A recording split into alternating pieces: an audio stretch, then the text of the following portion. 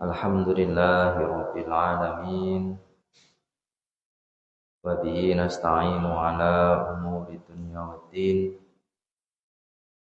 Assalatu wassalamu ala asyrafil anbiya wal mursalin wa ala alihi wa ashabihi ajmain. Subhanaka la ilma lana illa ma 'allamtana innaka antal alimul hakim. Rabbi shrah li sadri wa yassir li amri wahlul 'uqdatam min lisani yafqahu qawli. Bapak Ibu jamaah yang dirahmati Allah, alhamdulillah pada malam yang mubarak ini Allah Subhanahu wa taala masih memberi nikmat yang besar kepada kita. Di antaranya adalah nikmat iman. Dengan iman itu kita bisa terdorong untuk melangkahkan kaki menuju masjid. Dengan iman itu kita bisa terdorong untuk bermajelis ilmu. Ini semuanya adalah karena iman. Begitupun juga dengan nikmat sehat dan nikmat kesempatan. Ini adalah nikmat yang banyak orang lupa. Baru ketika dia diberi sakit, dia akan menyadari betapa sehat itu mahal. Ketika orang itu mendapati kesibukan yang luar biasa, repot yang luar biasa, baru dia menyadari bahwa waktu luang itu sangat berharga. Betapa waktu berkumpul dengan keluarga, berkumpul dengan anak, itu betapa berharga. Terkadang kita baru sadar indahnya berkumpul dengan keluarga kita, dengan anak-anak kita, setelah anak-anak kita ini sudah tidak bersama kita, sudah punya kesibukan, sudah punya keluarga sendiri. Barulah kita menyadari bahwa waktu luang dengan mereka ketika mereka masih kecil, ya, mereka masih kita gendong, itu betapa berharganya. Itulah waktu luang seperti itu. Maka nikmat-nikmat inilah pertama harus kita sadari, yang kedua harus kita syukuri. Selanjutnya sholawat serta salam semoga tetap tercurah limpahkan kepada junjungan kita Nabi besar Nabi Agung Muhammad Sallallahu Alaihi Wasallam. Bapak Ibu jamaah rahimakumullah, alhamdulillah kita masih di bulan Muharram. Di akhir-akhir bulan Muharram ini, mari kita bersama-sama tetap menjaga kehormatan dari bulan ini. Kita tetap menjaga keistiqomahan diri kita dalam mengisi waktu di bulan yang mulia ini. Sekalian jamaah yang dirahmati Allah, mari kita lanjutkan ngaji kita tafsir Tarbawi surat Ali Imran, di mana pada pertemuan sebelumnya kita sudah membahas, ya, ayat 30 sampai ayat 37 mengenai keutamaan Maryam. Bagaimana wanita ini diistimewakan oleh Allah Subhanahu wa taala, dan dia mendapatkan pengasuhan oleh Nabi Zakaria alaihissalam. Sehingga subhanallah terjadi apa yang terjadi, karomah Allah turun kepada Maryam ini. Dia mendapati keistimewaan dan keajaiban dari Allah Subhanahu wa taala, berupa rizki, berupa keamanan yang diberikan oleh Allah Subhanahu wa taala. Kemudian di ayat yang selanjutnya Allah Subhanahu wa taala berfirman, A'udzu billahi minasyaitonir rajim. Hunalika da'a Zakaria rabbah. Qala rabbi habli min ladunka dzurriyyatan thayyibah innaka sami'ud du'a. Hunalika, pada waktu itu, hunalika di sini dimaknai dengan fi dzalikal waktu. Ini pada waktu itu ketika Nabi Zakaria mengasuh Maryam, dididik, kemudian diberikan ilmu, dijaga oleh Nabi Zakaria. Ternyata Nabi Zakaria ini belum diberikan anak oleh Allah Subhanahu wa taala. Jadi dalam kondisi mengasuh Maryam ini, Nabi Zakaria pun belum punya anak. Subhanallah, betapa kita bisa membayangkan keadaan beliau itu. Ya, randuwe anak, terus dititipi anak yang istimewa.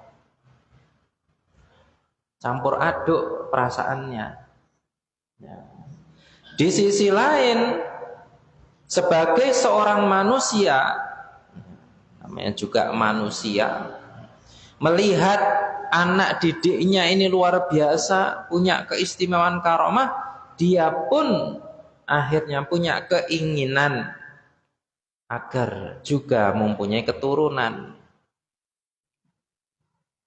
Ya, karena memang sudah bertahun-tahun tidak dikaruniai anak, dititipi ya oleh istrinya Imran tadi. Hanya diasuhlah Maryam itu. Nah, kemudian karena keinginannya ingin segera punya anak itu, Nabi Zakaria mengasuh Maryam, kemudian juga tidak berhenti-henti dalam berdoa kepada Allah Subhanahu wa taala. Qala rabbi habli min ladunka dzurriyyatan thayyibah. Ya, niki ndonga. Ya Allah, berilah saya keturunan yang baik, dzurriyyah. Masalah bahasanya itu langsung dzurriyyah. Apa itu dzurriyyah? Dzurriyyah itu keturunan. Thayyibah, sifat dari keturunan itu adalah keturunan yang baik. Artinya apa? Ketika Nabi Zakaria berdoa agar diberi anak, beliau ini tidak hanya memikirkan anak langsung dari darah dagingnya saja, tapi memikirkan keturunan selanjutnya. Memikirkan mikire putune, mikirne anake putune, itulah dzurriyyah. Makanya kita itu kalau berdoa ini aja mong ndongakne anake tok gitu. Duh Gusti jenengan paringi kula putra sing solih solihan ya. Itu sangat sempit gitu. Kalau berdoa itu doa yang jami, yang menyeluruh, termasuk pemilihan kata-kata dzurriyyah. Ya Allah, berikanlah saya keturunan yang baik, thayyibah. Nah, subhanallah. Innaka sami'ud du'a. Nah ini adalah sanaknya, pujiannya. Sesungguhnya ya Allah, Engkau maha mendengar ya Allah. Walaupun saya sudah tua, saya sudah sepuh, pernikahan saya sudah lama, tapi aku tahu ya Allah, Engkau maha mendengar. Sami'ud du'a, Engkau mendengar ya Allah doaku. Jadi yakin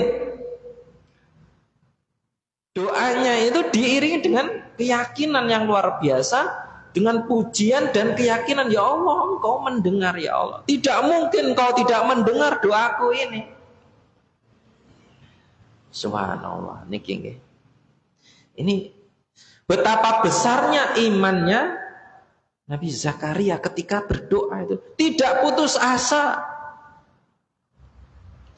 Ya, kalau dilihat dibandingkan dengan orang zaman sekarang belum dikaruniai keturunan, mungkin 1 tahun, 2 tahun, 3 tahun itu hampir udah putus asa.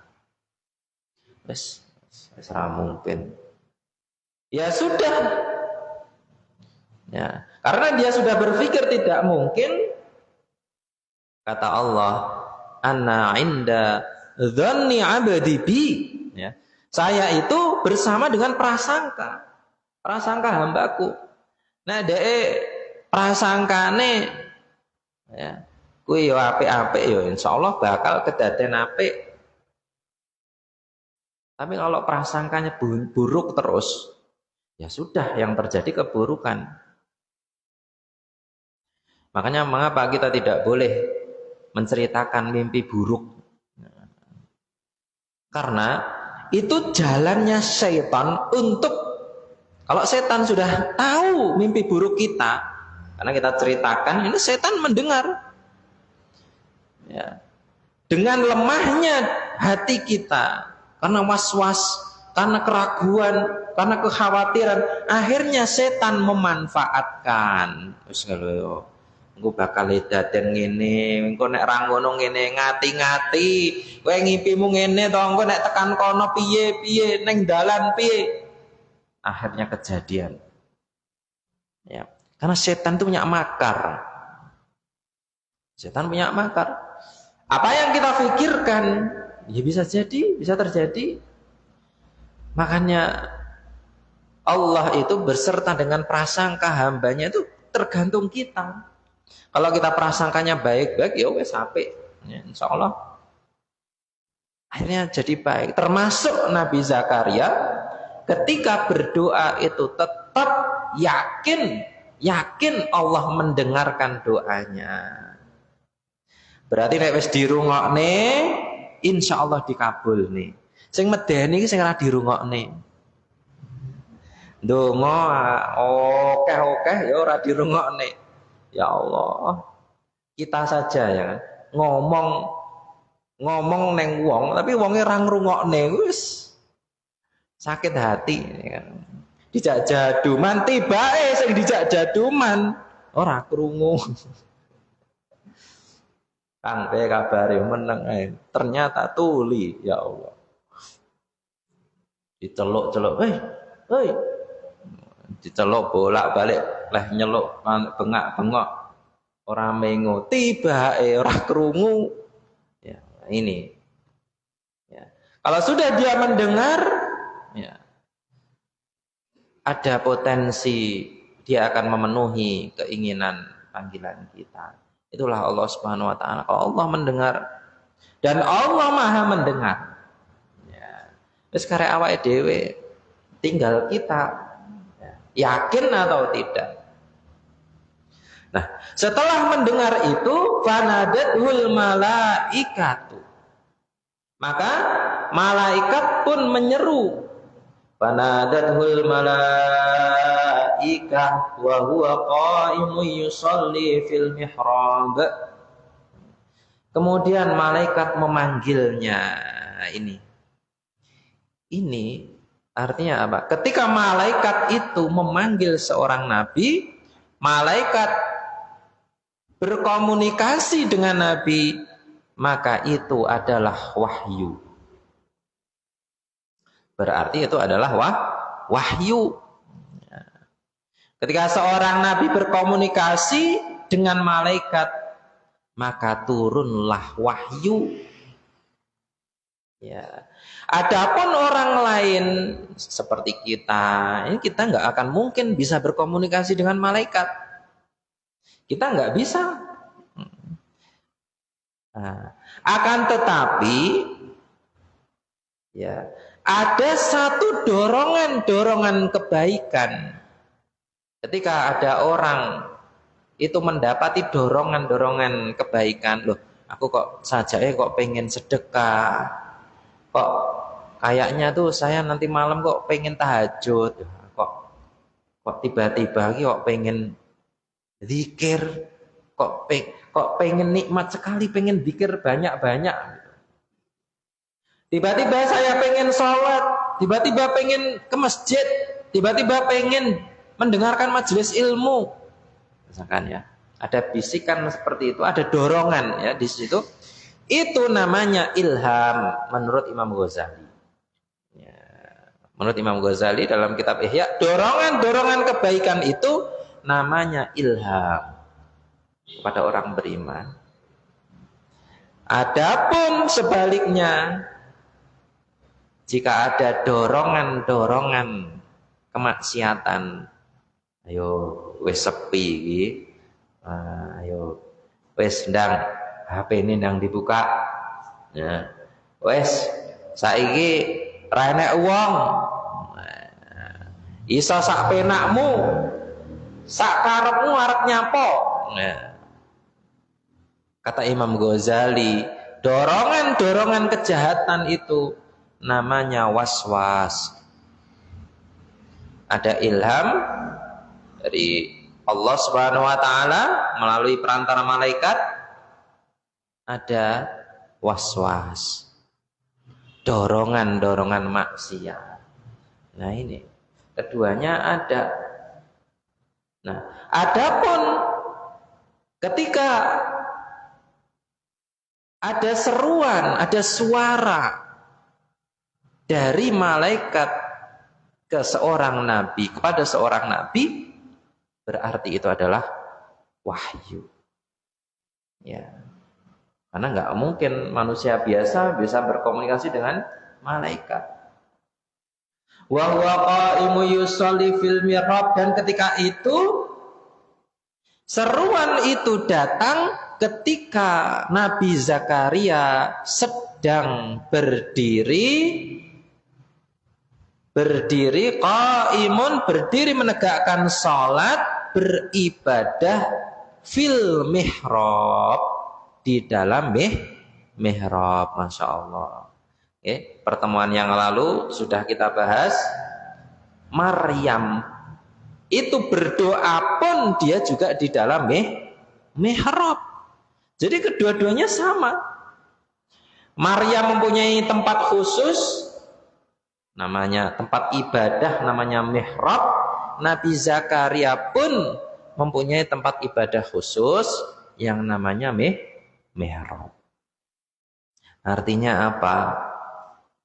Artinya tempat yang sering digunakan untuk beribadah itu berbeda dengan tempat yang tidak pernah digunakan untuk ibadah.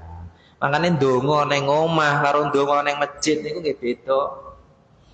Nah, jenengan ndonga ning omah ya wis padha ndongane nggih. Insyaallah didengarkan Allah. Tapi kedudukannya berbeda ketika jenengan berdoa di Masjid Sabilil Marzukin, nggih. Apa neh ndonga ning Masjidil Haram, gitu. Apa neh ndongane Masjid Nabawi, itu tempat yang khusus. Itulah namanya barokah. Itulah namanya barokah. Barokah itu bertambah ziyadatul khair. Maka ada tempat-tempat yang diberkati. Memang tempat ini dimuliakan oleh Allah. Masjidil Haram, Masjid Nabawi, Masjidil Aqsa, ini tempat yang diberkahi. Artinya, ketika kita berada di situ, kita mendapatkan barokah, berkah. Sing dibahasane barokah. Makanya, ya, yang istilah tabaruk itu mencari berkah. Nek jare wong Jawa niku ngalap berkah. Itu sebenarnya dalam syariat Islam itu ada. Yo neng masjid itu. Masjid Nabawi ngalap berkah di Masjidil Haram, ngarap berkah di Masjid Nabawi. Termasuk di masjid ini kita itu sebenarnya sudah mendapatkan berkah. Mencari berkah yo di sini, di masjid. Ya kan? Ini bahasa Jawa mawon niku. Bedane kan bahasa Jawa, bahasa Indonesia, bahasa Arab gitu. Ya. Termasuk di majelis ilmu. Termasuk di waktu-waktu tertentu. Berdoa di hari Senin berbeda dengan berdoa di hari Jumat. Sayyidul Ayyam. Ini waktu barokah ini. Makanya carilah barokah di waktu-waktu yang mulia. Sepertiga malam terakhir berbeda dengan ba'da zuhur. Waktunya berbeda, memang seperti itu, dibuat seperti itu oleh Allah Subhanahu wa taala. Bahkan di dalam hadis masyhur, di hari Jumat itu ada waktu yang mustajabah, yang dirahasiakan oleh Allah. Ketika seorang muslim mendapati waktu tersebut, kemudian dia berdoa kepada Allah, Allah akan ijabahi. Ini artinya ada waktu yang barokah di antara waktu yang lain.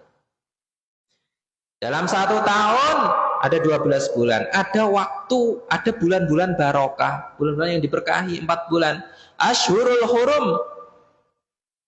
Bulan Muharram, bulan Rajab, bulan Dzulqa'dah, bulan Dzulhijjah. Ini 4 bulan Ashhurul Hurum.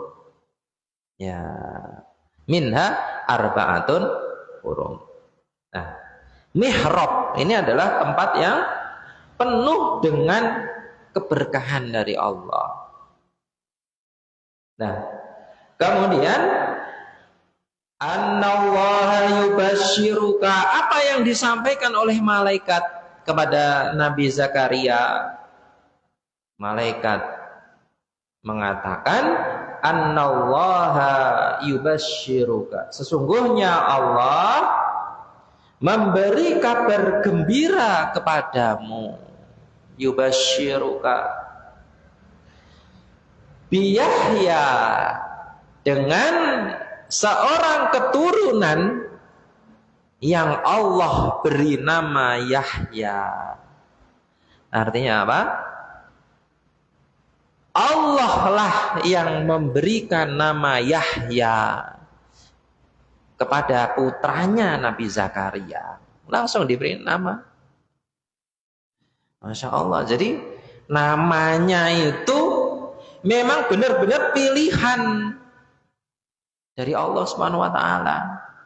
Yahya. Makanya nama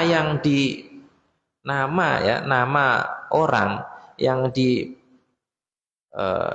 diberkahi oleh Allah, yang diridhoi oleh Allah adalah nama-nama kebaikan. Ya. Buktinya ini ada nama Yahya, hidup, kehidupan. Ini memang maknanya baik. Sehingga ya, dalalahnya di sini, petunjuknya di sini agar supaya manusia itu memberi nama kepada keturunannya nama-nama yang punya makna yang baik. Ya. Yubashshiruka biyahya. Nah, kemudian Yahya ini mempunyai sifat yang dikhususkan oleh Allah, ya, yang menyebabkan dia menjadi nabi. Sifat apa saja? Yang pertama, musaddiqan. Ya, musaddiq yaitu yang membenarkan firman Allah, artinya orang yang beriman. Ini sebab pertama seorang anak itu mulia, itu beriman. Musaddiqah, jadi yang benar-benar punya sifat siddiq, yang membenarkan kalimat Allah, yang mengimani kalimat Allah, la ilaha illallah. Kalimat thayyibah itu kan la ilaha illallah. Kalimat thayyibah atau kalimat tauhid, ya. Musaddiqan bi kalimatin minallah wa sayyid. Nah, ini yang kedua. Ciri-ciri anak yang dimuliakan oleh Allah itu sayyid wa sayyidan. Sayyid, ya, kata-kata sayyid ini maknanya ada yang memaknai mulia, ada yang memaknai terhormat, ya. Wa sayyida, seorang anak di sini dimaknai panutan, ya. Di sini ya di terjemah Indonesia ini dimaknai panutan, ya. Jadi maknanya banyak. Artinya apa? Dia ini terhormat, anak ini. Terhormat dalam hal apa? Terhormat dalam hal iman dan ilmunya. Terhormat. Sayyid, maka seorang pemimpin itu pasti bastotan fil ilmi wal jism. Ya, sebagaimana disebutkan dalam surat Ali Imran, ya, bastotan fil ilmi wal jism. Dia ini kuat dalam hal ilmu dan juga fisik. Makanya sayyid itu terkumpul antara kecerdasan dan kekuatan. Dan kekuatan. Makanya saking kuatnya, ya, Nabi Yahya ini ujiannya juga berat juga, ya, Nabi Yahya itu. Subhanallah.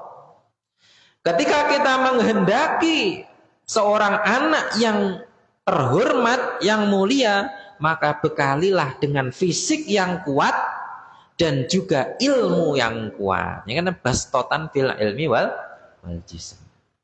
Nah, ini. Karena ya terkadang ada orang yang kuat fisiknya tapi lemah ilmunya, akalnya lemah. Tapi sebaliknya ya kadang-kadang enek orang yang kuat ilmunya tapi lemah fisiknya. Betapa terhormatnya, betapa mulianya orang yang kuat kedua-duanya. Nah, kemudian sebab dia ini dimuliakan oleh Allah, yang ketiga adalah wahasura. Hasur, wahasura. Apa makna hasur? Yamna'u nafsahu anis syahawat. Dia ini bisa menjaga dirinya dari syahwat, dari nafsu, syahwat, ya. Aifah wa zuhdan, ya. Aifatan wa zuhdan. Aifah itu adalah menjaga kehormatan dirinya, terhormat, ifah, ya. Dan zuhdan dan zuhud, ya. Ini artinya Yahya ini akan menjadi orang yang dimuliakan oleh Allah karena dia menjaga dirinya dari syahwat.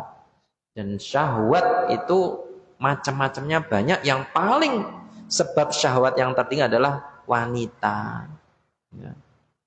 Zuyyina linnasi hubbus syahawati minan nisa. Ini yang pertama, wanita. Maka orang yang bisa menjaga diri dari syahwatnya wanita, ini orang ini udah tingkat kehormatannya itu udah tinggi sekali. Tapi kalau sudah tergoda dengan yang namanya perempuan itu, yang awalnya dia orang yang punya makom tinggi, ya kan, dia bisa jatuh. Wis jatuh, sudah banyak buktinya. Orang kalau terhormat digoda bondo donya, digoda duit ora iso, digoda jabatan gak iso, nggih. Digoda wis apa-apa gak iso, jalan terakhir wong wedok.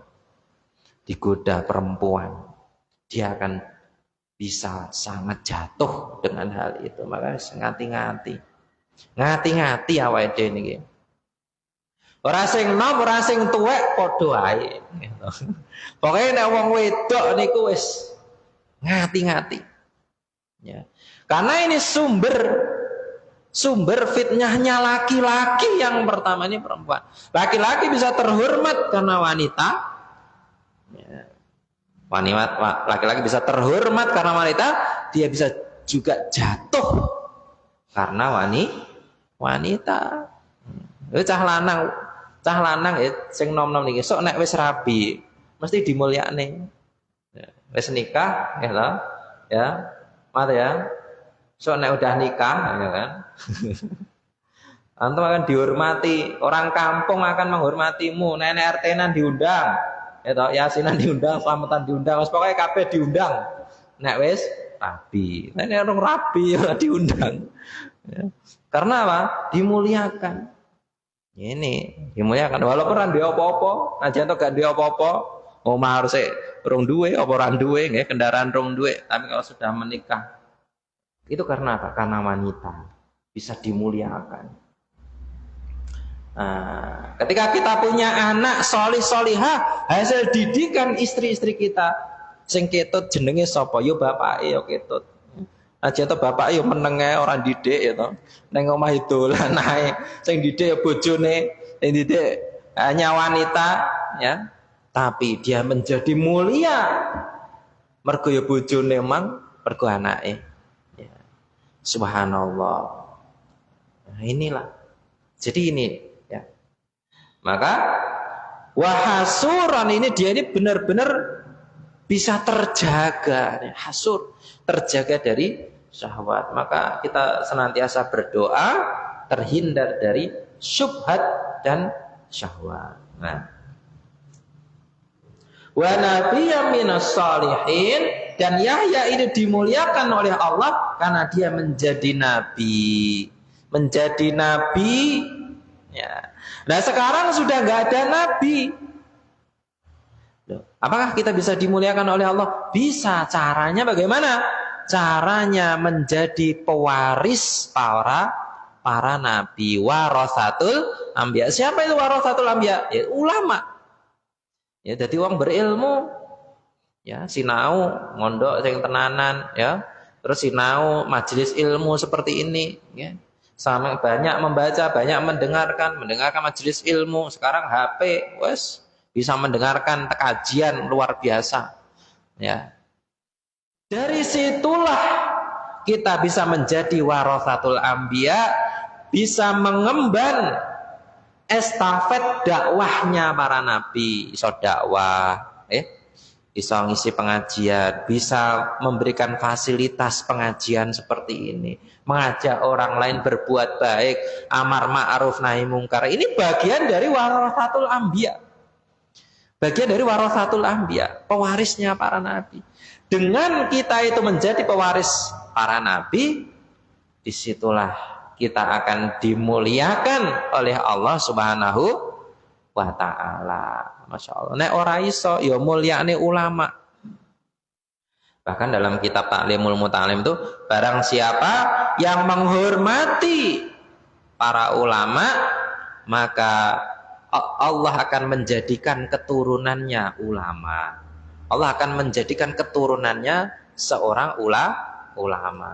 Ya. Kalau dirinya tidak jadi ulama, anaknya yang akan jadi. Itulah dalam kitab Ta'limul Muta'alim seperti itu. Hari ini kita tidak bisa menjadi orang alim, tapi karena kita ta'zim, karena kita menghormati guru-guru kita, ya, karena kita mencintai para orang-orang alim, para kiai, para asatid, ya. Kita mencintai para ulama, ulama salaf, ulama khalaf, kita cintai semuanya, ya orang-orang yang berilmu. Bisa jadi anak-anak kita nanti yang akan jadi para ulama. Ora iso anake ya putune. Ora iso putune ya anake putune. Wis terus insyaallah. Ya, kadang-kadang orang ngunduh dina iki tapi ngunduh esok. Seperti nyuwun sewu mbah saya itu. Mbah Kasan Tronjol gitu. Nah, sing jenenge kan asline Mbah Tronjol, Mbah Kasan itu. Itu beliau dulu jadi ngawula neng Mbah Yai neng Mbah Yai Mamutakin.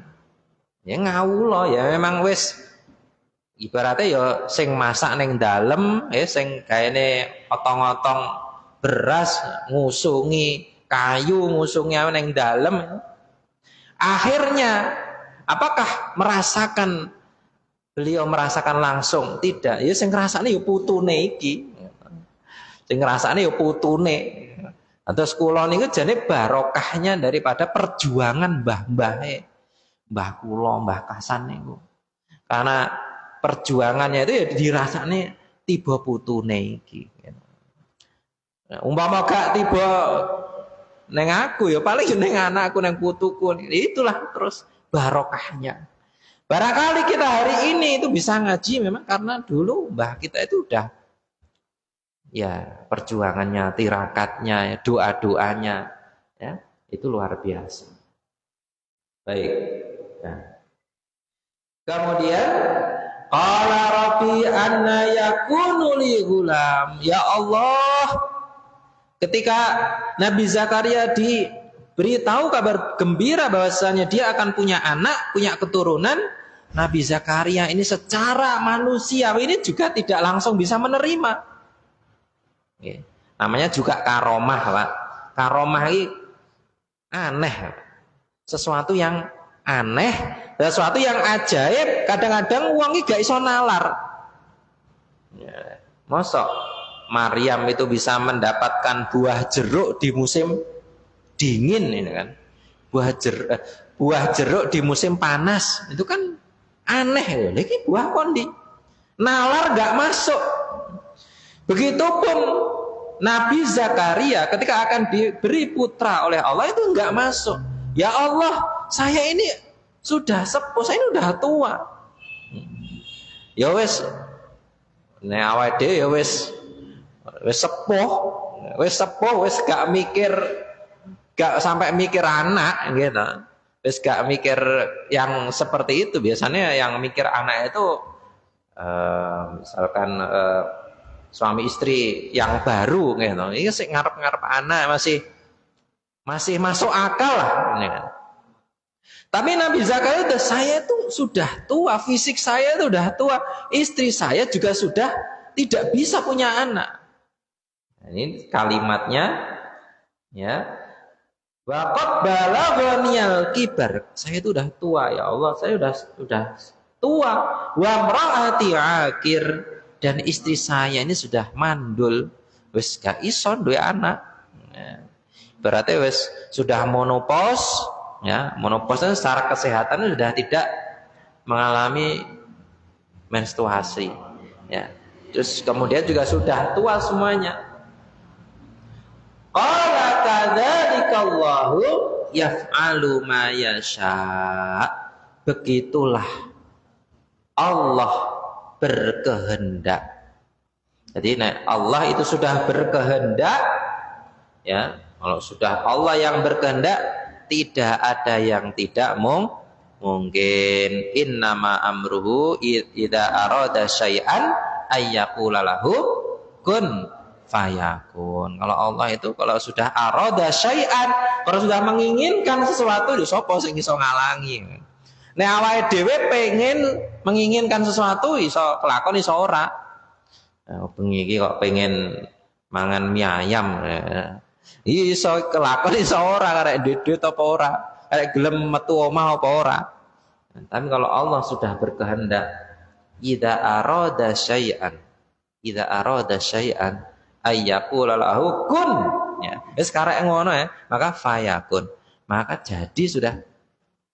Nah, sekarang masalahnya itu kita itu seberapa besar kita itu meminta kepada Allah, ya kan? Seberapa besar kita minta kepada Allah.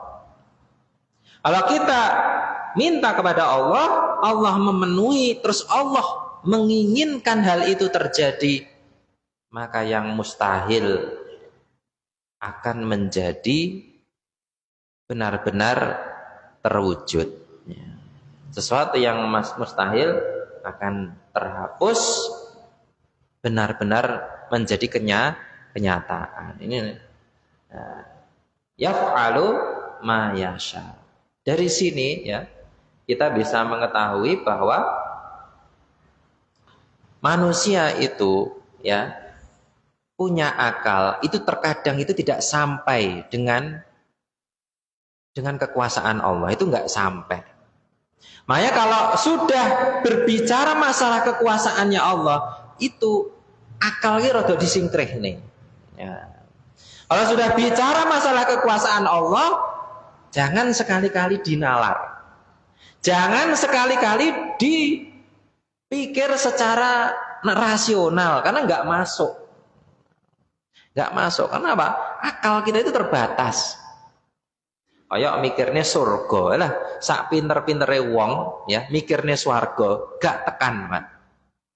Sak pinter-pintere wong ya, dengan metode ilmiah sebagus apapun memikirkan neraka gak iso gitu. Gak sampai, gak tekan. Ojo ton surga neraka, mikirnya alam kubur nih kalau gak tekan. Mikirnya roh, arwah ya, memikirkan ruh itu juga tidak sampai. Makanya ketika Nabi ditanya, wa yas'alunaka 'anir ruh. Mereka bertanya kepada Muhammad tentang ruh. Ya. Maka Rasulullah menjawab di dalam ayat Al-Qur'an itu, sesungguhnya ruh itu min amri rabbi. Itu urusannya Allah. Ya. Jadi kita hanya diberikan ilmu dari Al-Qur'an, dari Al-Hadis saja, tidak bisa menerka-nerka. Mergo yo tidak ranahnya, itulah. Itu namanya bagian dari sesuatu ya, kebesaran Allah tidak bisa difikirkan oleh akal manusia biasa. Inilah jamaah sekalian ya, mengenai ayat ya, kita penggal saja sedikit demi sedikit ya, agar menyambung ya, di mana ketika Nabi Zakaria ini menginginkan keturunan beliau tetap berdoa, kemudian menggunakan tempat-tempat khusus dalam berdoa, salah satunya mihrab, sehingga diijabahi oleh Allah. Nah, kemudian sebab-sebab daripada Yahya ini mendapatkan kemuliaan dari Allah, ya, diantaranya dia menjadi orang ya yang beriman, kemudian dia ini menjadi orang yang berilmu ya, dan juga menjaga dirinya dari syahwat, dan dia menjadi nabi ya, menjadi nabi yang senantiasa mendakwahkan atau memberi peringatan dan juga memberi kabar gembira. Inilah nabi ya yang dimaksudkan. Mungkin sampai pada ayat 40 ya, insyaallah di ayat selanjutnya akan kita lanjutkan di pertemuan yang akan datang. Demikian yang dapat kami sampaikan, mudah-mudahan bermanfaat.